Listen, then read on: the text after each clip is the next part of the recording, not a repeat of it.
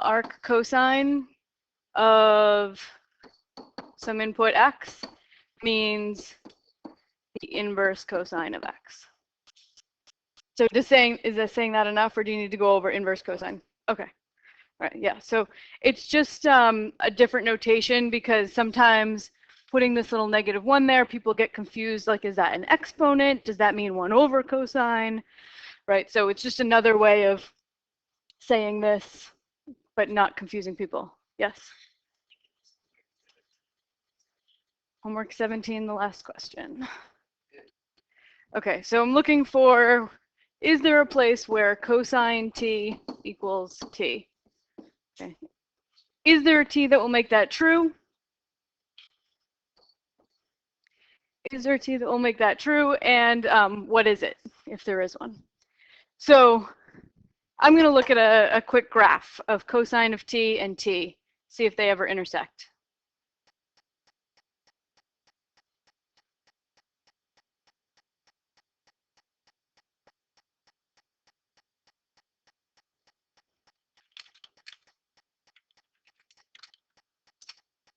Okay, so there's a graph of cosine x, and then I'm just going to graph y equals x. GeoGebra, you have to use x's instead of t's, so that's why I'm doing that.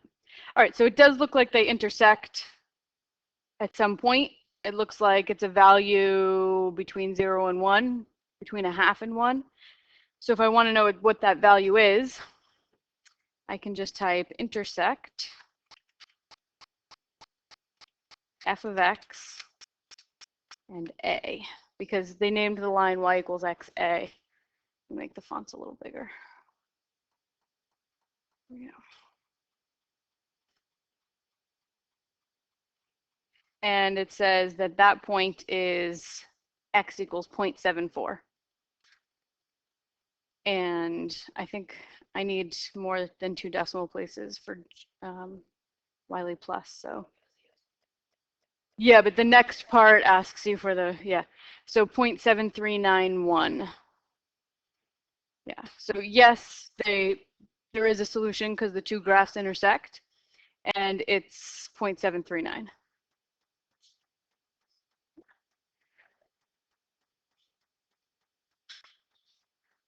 Okay, so we're trying to find the domain and the range of these two functions. Okay, so the domain is the set of values that you can plug in to a function, right? And the range is the set of output values for a function. So this is an inverse sine function. So for me, like, I get this mixed up all the time. So when you do an inverse sine function, you restrict the domain of the sine function, right? Because if you look at a graph of the sine of x, it's a wave that repeats like that. That thing does not pass the horizontal line test. So in order to make it pass, to like force it to pass, we can only look at a piece of it, okay? And it makes sense to want to include the origin because time x equals 0 or t equals 0 is like the simplest x value. So I can only go so far as here before I would fail the horizontal line test. And then I could go backwards to here, right? So this is the region of the sine graph that we say, okay, if we're going to take an inverse, we have to have a pass of the horizontal line test. So we can only look at this little piece of the graph. So it's not a completely arbitrary choice because it makes sense to want to use like sort of the smallest values possible, like around 0. But we could just as easily have chosen, you know, that chunk of the sine curve. But everyone has agreed that we'll look at this piece of the sine curve when we want to deal with the inverse sine function. All right, so that's the domain, that's the restricted domain of the sine function, which means that that's going to be the outputs of the inverse sine function. That'll be the range of the inverse sine function. Does that make sense? So when you have inverse functions, domain and range switch. All right, so let's do range first. Okay, so I want to know what kind of outputs I can get from this inverse sine function. Well, the inverse sine of anything can only come out between this x value and that x value. Negative pi over 2 to pi over 2. All right. So if I ignore the 6, no matter what you plug into an inverse sine function, you will always get a number between negative pi over 2 and pi over 2. Okay. And then we're going to multiply it by 6. So my range is going to be that f of t will always be between 6 pi, well, let me just write it as 6 times pi over 2 and 6 times negative pi over 2. So f of t will always be between 3 pi and negative 3 pi. Does that make sense? Okay, so I restricted the domain of the sine function so that I could take an inverse, right? Unless your graph is 1-to-1, passes the horizontal line test, you can't take an inverse. So we restrict it to just this little piece from negative pi over 2 to pi over 2. That way, that little piece passes the horizontal line test. So this is the graph of y equals sine x, right? So the domain for the original function sine of x is restricted to negative pi over 2 to pi over 2.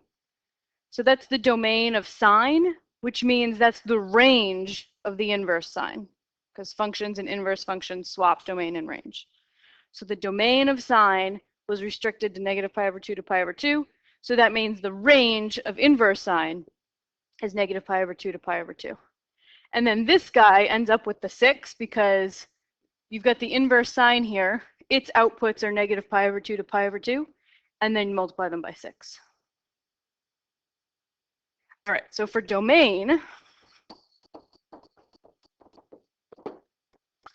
okay, so those are the things. 3t is my input, right? I'm always putting a 3t in there.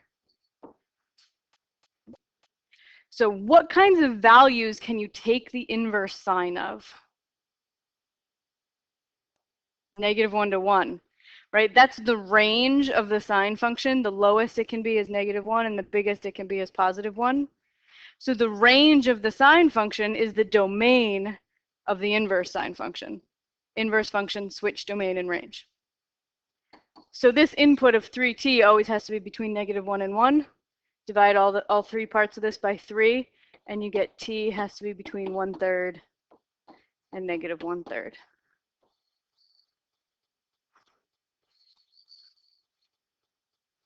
So it's very circular, right? You have to be like, okay, that's the range of the sine, which means it's the domain of the inverse sine. But they're asking me for stuff about the inverse, but in order to find it, I have to think about the regular function. So you could also graph this thing and just look at its domain and range on a graph. But you won't have a calculator on your quiz, so. All right, so let's just do one more to make sure that this makes sense. Negative 3 times the inverse cosine of 4 pi. So if I do a quick sketch of the cosine function, not the inverse cosine function, the cosine function, right? It starts at its max and goes like that. It's 2 pi there. If I want to choose a chunk of this graph that will pass the horizontal line test, and I want 0 to be part of it, I can go this far. Right? That pink section passes the horizontal line test. And I can't go negative because as soon as I go to the left of 0, that heads back down and it will fail the horizontal line test. So it's just this pink piece that I highlighted. And the x values for that are 0 to pi. So that's the restricted domain of the cosine function in order to force it to pass the horizontal line test. So this is the domain. 0 to pi is the domain of the cosine function, which means it's the range of the inverse cosine. So if I'm going to do the range here, g of t has to be stuck between 0 and pi. But then this is a negative 3. So we multiply everything by negative 3. But when you multiply everything in an inequality by a negative, what happens? Yeah, the alligator changes direction. So my outputs here for g of t actually are going to be between -3 pi and 0.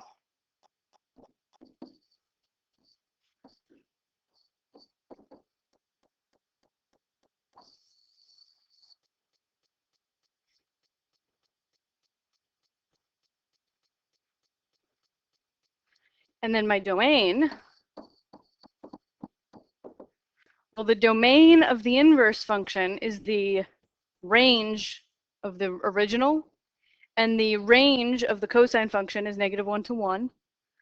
So that means my inputs, whatever is going into the inverse cosine, which is 4t in this case, has to be between -1 and 1. Divide all three pieces by 4, and t has to be between 1/4 and -1/4.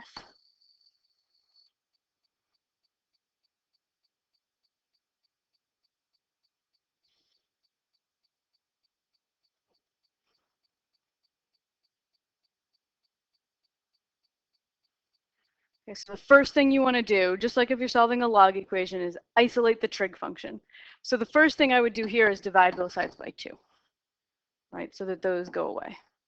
So I've got the sine of 4 theta is equal to 0.322. Thank you. All right, so this 4 theta is embedded in the sine. I can't do anything to undo that right now.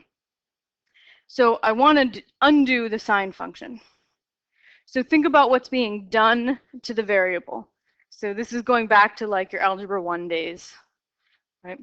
What's being done to theta is it's being multiplied by 4, and then we're taking the sine. To undo, you have to undo things in the reverse order that they were done. So I need to undo the sine function. How do you undo taking the sine of something? Take the inverse sine. So I'm going to take the inverse sine of the sine of 4 theta, and that's going to be the inverse sine of 0.322. So I take the inverse sine of both sides. So the inverse sine of the sine undo each other, and I'm just left with 4 theta is equal to the inverse sine of 0.322, and that's just a number that I could get on my calculator. They told me here that theta is in radians, so I have to make sure that my calculator is in radian mode and not degree mode. All right, so I need the inverse sine of 0.322. And I get 0.32784, bunch more decimals. All right, so that's what 4 theta equals. That's 4 theta. So to get theta, just divide by 4. So I'll just hit divided by 4. And I get 0.08196. And how do they tell me to round? 3 decimal places, so 0.082. And that's in radians. Yep.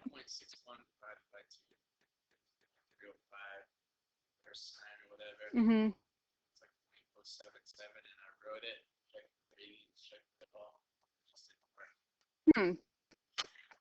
While you're while you're taking your quiz, I can look at yours specifically and see what happened.